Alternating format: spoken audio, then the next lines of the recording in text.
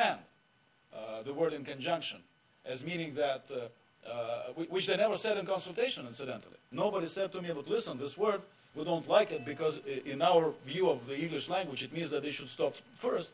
Well, then we should have discussed it. And I was not glued to the word in conjunction.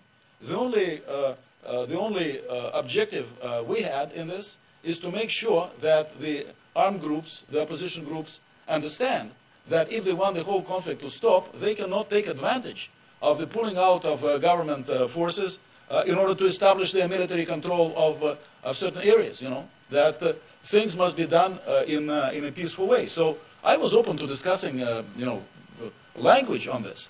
You cannot sometimes do it in a couple of minutes.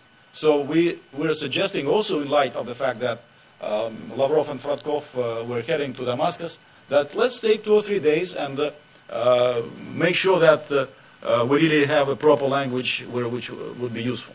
Please. Do you think that what's going on in Syria now is still a domestic issue, or the situation there is really threatening at least the regional peace and security? Well, it is a domestic issue, but it certainly has considerable regional repercussions. And if it goes wrong, then you know, we know, we have been saying that Iraq is going to be affected, Lebanon is going to be affected, and beyond. The entire region is going to be affected. So that's why we are trying to make every effort that it's not going to turn into a full-fledged civil war and into a kind of a regional dimensions problem. Okay, please. Do you think that the opposition would negotiate with Assad,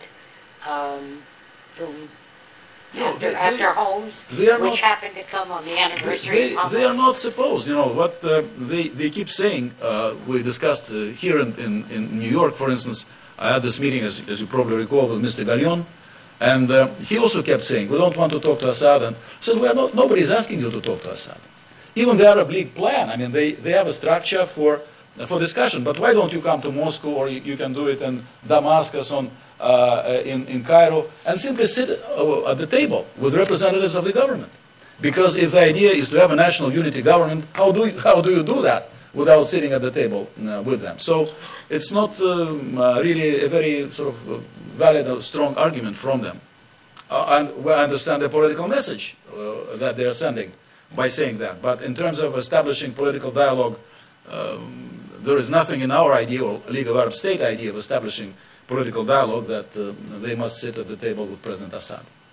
Thank you very much.